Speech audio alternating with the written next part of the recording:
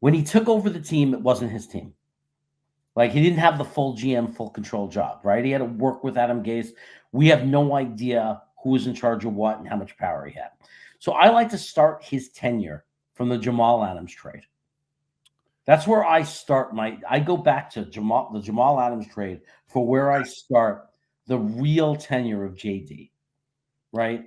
If you look at the roster at that time, you look at the dead cap money, we were in shambles.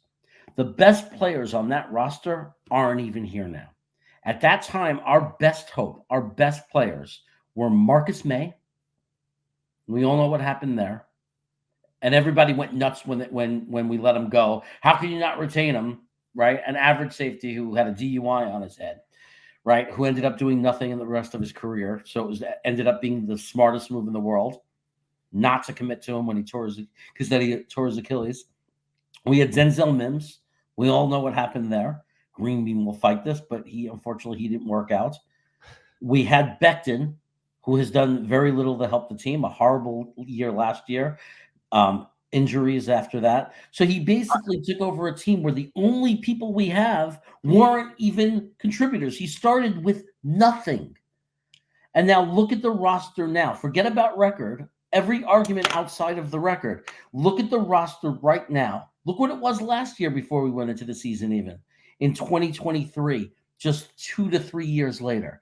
How do you say that GM, even with some mistakes overall, didn't do his job?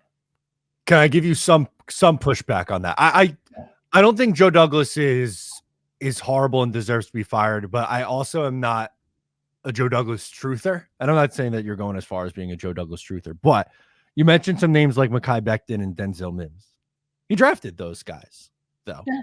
He has to get some blame for some of the mistakes that he's made in the 2020 draft class. There's a very real chance that there are going to be 0 players on the 2024 Jets from that draft class in this upcoming season.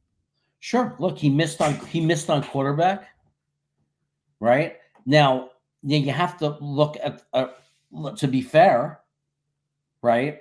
It's not like he was making outlandish picks that were so out there, right? It wasn't Daniel Jones at 6. It wasn't these outlandish picks that had people scratching their head. We were screaming for Denzel Mims. The Green Bay fans, when the Green Bay took Jordan Love, were cursing the TV because they didn't take Denzel Mims. So it's not like he's the only guy that was in love with Denzel Mims. Becton, nobody in the middle of his first season, of Becton's first season, nobody was criticizing JD for taking Becton. It looked like the pick of the century, right? And then a guy rolled over his leg and everything went to shit after that. But for a while, it looked like a great pick. And if you look at do we analyze every GM that way? Because if you look at every GM, all 30 plus GMs in the league, you don't think if you look at their last 3 or 4 years, there's going to be misses?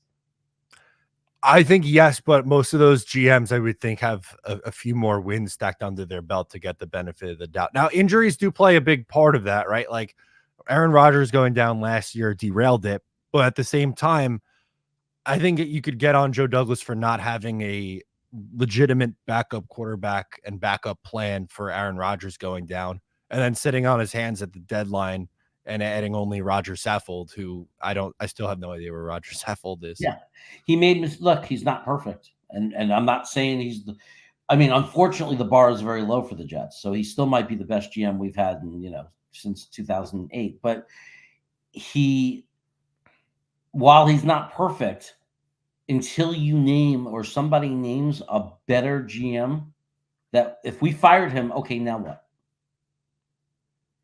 Because you know what I mean? Like everybody says, oh, fire this person, but then you have to get somebody else. And if there's no one specific out there, he's still, even with those mistakes, look what he's accomplished. Even with those mistakes, look who's signing with us and wants to be here. Last year, why did A-Rod want to be here? Because they see potential in this roster. If A-Rod doesn't go down 4th play last year, and I know he messed up by not having a better backup quarterback, but at the same time, if he doesn't go back, if he doesn't get hurt, we're easily 11-12 wins last year. I tend to agree that they are an 11 win team roughly with Aaron Rodgers. at the helm, but I do think that there's some more blame that should be on his shoulders for not having the backup plan. And like in free agency this year, he's probably been his best on paper on his best free agency period.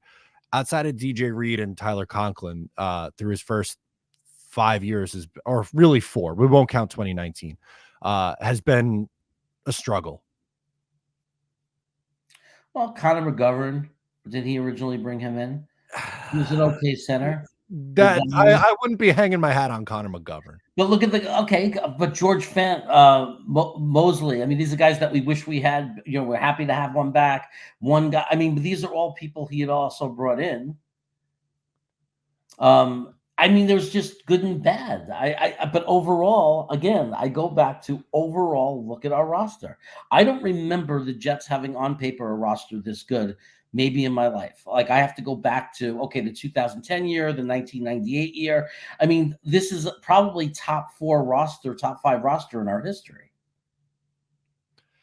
Yeah, I think a big part of that is the addition of the Aaron Rodgers trade, which he has to get credit for, but it's also it took him a long time to get the offensive line right, and there's still a question on whether it is going to be right or not with the injury history of Tyron Smith, and it does feel like the tackles are band-aid fixes, so they are still going to be needs going into 2025 and beyond too. And I don't want this like I don't want this to be me being a Joe Douglas hater. Like I don't feel that way about Joe Douglas. I just want to tell both sides of it. I'm like lukewarm on him. I don't want him fired. I think there is a ton of pressure on him this year, though. And if he doesn't make the playoffs, I think they should, clear house with both Saleh and Douglas. I think this team should make the playoffs. And I do agree that the roster is in a better place.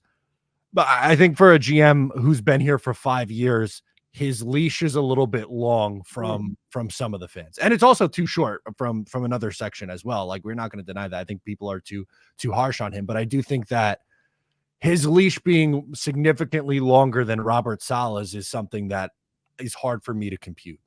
I think he's right where he should be. He has to win this year or he's gone. I agree 100%. Okay. I think that this is the magic year. Last year, we had him run it back because Rodgers got hurt. So we ran it back, fine, because that'll always be a mystery of what would have happened last year. And he made mistakes, and he's partly responsible for the fact that we didn't make a playoff run. So I'm in the same exact place. If we come out there, I don't care what the excuses are. If it's injuries, I don't care. If we don't win over 10 games and make the playoffs, he's gone. Clear house. Right, because like I don't think he gets an injury excuse on the offensive line for a 3rd year in a row. Like eventually you just got eventually it's enough of the excuses and just find a way. And that's where I am now. Again, I didn't want him coming out of 2023. I wasn't saying fire Joe Douglas and fire Robert Saleh. My opinion on it was okay, like this is it. This is the playoff mandate. It's playoff for or bust for both of you guys. And I think, and you tell me how you feel about it. I think they should be tied together. I'm not fire Joe Douglas, keep Robert Saleh, or fire Robert Saleh and keep Joe Douglas. I think they were like, it's good to keep your coach and GM on the same timeline. And I don't think one deserves a longer leash over the other. No way. And they're in complete in sync. I mean, sometimes you have it where they're opposed and then you realize one was right and who's the problem. But these guys have publicly said it. We think exactly the same way. We're on the same exact page, which is why if you have to fire one, you have to fire both. Because if you have to fire them, if they don't win this year, that means they both failed. The whole philosophy failed, and they both have very publicly bought in. What's up, guys? Matt O'Leary from Talkin' Jets. If you liked that video, please make sure to subscribe and follow for more New York Jets content.